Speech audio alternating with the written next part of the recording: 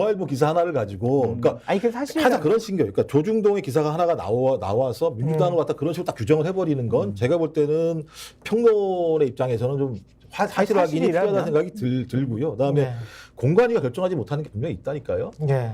그는 공식적인 최고위원 회의에서 결정하면 된다니까요. 자, 공관위에서 우리 이 사람은 결정을 못 하겠으니까요. 최고위원회의에서 공식적으로 논의하셔가지고 결정해 주세요라고 안건으로 올려야 돼요. 이거는 그런 형식이 아니잖아요. 그런 걸 비공개 회의에서 진행을 한다고요. 아니 그런 걸 누가 공개적으로 올려가지고 회의를 합니까? 다 아시면서 아니 왜 그래? 그런 거 공개적으로 하지. 그걸 아니 예를 들면 공개적으로 공관위에서 네. 이런 문제가 문제가 있습니다. 네. 이런 사람들에 대해서 우리가 공개 회의는 아니더라도 공식 회의에서 해야 된다. 비공개적인 공식 회의에서 하겠죠. 근데 그게 어제 저녁에 회의가 비공개에서 하면 그건지 안 아닌지 제가 모르겠다라는 거죠. 아니, 비공개 회의가 그거를 많이 있어요. 비공개를 공개를 다 기자들한테 하면서 해요? 아니면은 비공개가 공개를 안 하죠. 결과가 끝난 다음에 기자들한테 이제 통보를 할 때는 그 회의 결과를 통보를 하는 건 많이 비공개 봤지만 회의는 그냥 알려지고 누설되는 거지. 그렇지. 공식적으로 이제 브리핑은 안 하는데 네. 그런 것들이 첫 번째 네. 회의했다는 것 자체가 좀 부적절한 것 같다라고 말씀을 드리고 두 번째는 저런 것이 좀 알려진 거 문제다라고 말씀을 드려요. 그러니까 김종욱 교수님한테 그럼 역으로 질문 드릴게요. 국민의힘의 공천관리위원회가 있는데 한동훈 비대위원장이 사무총장과 부총장 그리고 측근인 김경률 이렇게 한 4명이 모여가지고 야 누구는 공천 주고 누구는 공천 안 될 것 같고 야 여기는 어떻게 해야 되고 이렇게 논의한 것이 언론에 밝혀졌다고 봐요. 그러면 비판 안 하시겠어요? 그러면은 그러니까 그게 사실이라면 비판한다니까요. 네. 동일하게. 또 아직 사실 확인이 안 됐는데 동아일보 기사 하나 가지고 민주당이 예를 들면 지도부 일부 또 비선 라인이 공천을 쥐락빼락하는 것처럼 얘기를 하는 건 만약 그게 사실이 아닐 때는 중대한 문제일 수 있다는 거죠. 시청자분들이 한번 동아일보 기사 읽어보셨으면 좋겠고요. 알겠습니다. 민주당에서 네. 아직 이것과 관련해서 우린 그런 회의 한 적이 없어요라든지 우리 그런 논의한 적 없어요라고 공식적으로 부인하지 않았잖아요. 네. 그러니까 지켜보자니까요. 예. 그러니까 왜 제가 예를 들면 제가 계속 예를 들면 한동훈 비대위원장이 손든 거와 관련해서 당연히 그만둬야 됩니다. 그 정도 했으면 당신이 뭔데? 응? 그것도 예를 들면 아무런 협의도 없었던 사람을 그냥 공식적 자리에 손들어가지고 출마시키는 것처럼 만드는 거에 대해서 그런 거 비판할 수 있는 거죠.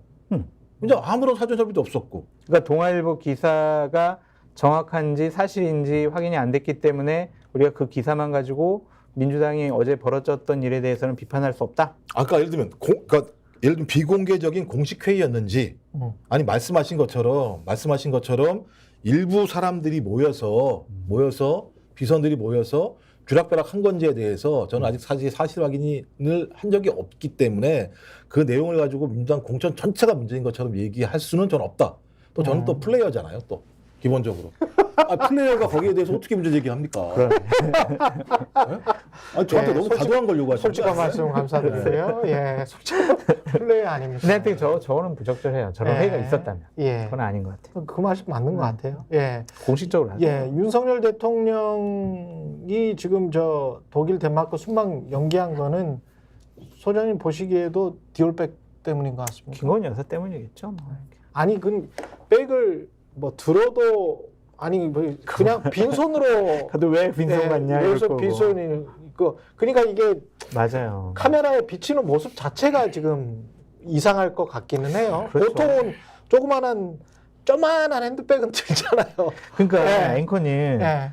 이제 용산에서 비공식적으로 우리가 이번에 순방을 연기한 이유가 있어요. 첫 번째 의원 정수 확대, 아니 그리고 의사 정수 확대 등 민생 문제가 있고요.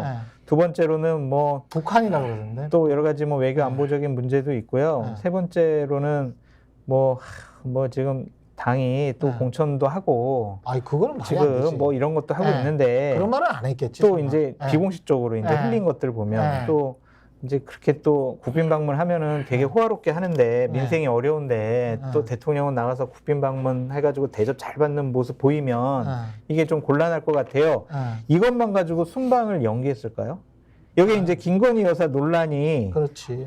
이걸 빼고 요 하나 둘 셋 넷 이유만 가지고 정말 몇 달 전부터 했던 순방을 국빈 방문을 연기했겠냐고요. 그럼 순방 안 가야지. 그럼 원래부터는 순방 안 갔어야죠. 그렇지. 김건희 여사 문제가 국민들에게 어떻게 보여질까? 총선에 어떤 영향을 미칠까? 그것 때문에 이번 순방은 연기했다고 보여져요. 그래서 그런 것 같아요. 총선 전까지는 예. 해외 순방 안 하시지 않을까? 총선 전까지, 총선 이후에는 괜찮고. 아니 그러니까 그런 예. 괜찮다 안 괜찮을 떠나서 예. 그냥 그럴 것 같아요. 아니 그거에 근데 대한 정치적인 리스크가 있다고 이것도 생각을 하니까. 그렇고 주가 조작 사건도 그렇고 뭔가 풀어야지, 풀지 않으면 이게 만약에 총선 때 어떤 결과가 나올지는 모르겠습니다. 총선 때 지금이랑 비슷한 여야 구도, 요소 야대 구도가 된다면 총선 끝난 다음에는 굉장히 힘들어질걸요, 대통령이. 당연하죠. 예. 그러니까 만약 민주당이 과반수 의석 이상을 얻거나 다수당이 돼서 예. 이제 국회의장직을 민주당이 차지하게 되면 이것은 국민의힘이나 아니면 여권으로서는 국정 운영하기가 상당히 힘들어질 거다. 그렇게 전망을 많이 하잖아요. 그렇죠. 그러면 네. 이제 김건희 여사와 관련된 여러 가지 논란을 좀 더 세게 밀어붙일 가능성이 높아요. 풀어야지. 풀어야 되는데 네. 일단은 감추자 전략 같아요. 야, 감추자. 안 보이게 하자. 그래서 일단은 넘어가자. 감춰지나? 그래서 우리는 민생에 집중한다. 광주도 간다. 그러니까 풀 수 없는 걸 풀려고 하니까 안 되는 거예요. 예. 그냥 고르디우스의 매듭처럼 꽝 그냥 쳐가지고 끊어버리지 않는 이상은 안 되는 거죠. 이거 어떻게 풀겠습니까? 기본적으로. 그러니까 저는 이해가 안 되는 게 어떻게 3, 4일 전에 순방 연기할 걸 그 전에 연기하지 못했는지 전 이해가 안 되는 거예요.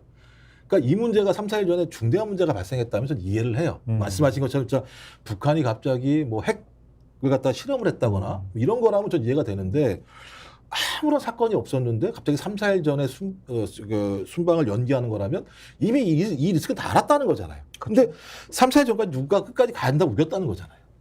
그렇게밖에 다 설명을 외교안보팀에서는 가자고. 뭐 외교안보팀에서만 얘기했겠습니까? 제가 볼 때는 그러니까 그리고 또 얼마나 궁색하냐면 안보 문제예요. 대통령이 항상 한 얘기가 뭡니까? 너희들 도발만 하면 우리가 압도적인 힘으로 응징할 수 있다고 얘기했잖아요. 대통령이 없다고 응징을 못 하나요? 그렇지 않을 거라는 생각이 들고 그다음에 경제? 여기 순방 왜 갔습니까? 독일하고 예를 들어 경제 문제 풀려고 가겠다고 얘기했던 거 아니에요? 첨단 기술 협력, 이거는 독일은 굉장히 중요한데. 네. 그렇죠? 우리 신재생 에너지나 이쪽과 관련해서도 맞아요. 그렇고 독일을 어떻게든 잡아야 돼. 그렇죠. 예. 그래서 제가 볼 때 딱 두 가지라는 생각이 들어요. 예. 말씀하신 것처럼 명품백, 그러니까 김건희 리스크 문제랑 저는 공천 문제에 대해서도 예를 들면 그 부분에 대해서 정확하게 본인이 현장에서 그것을 파악해야 된다고 생각했을 거라는 생각이 들어요. 그래서 이제 한동안 못 믿겠다. 내가 이렇게 지켜보고 있어야 된다.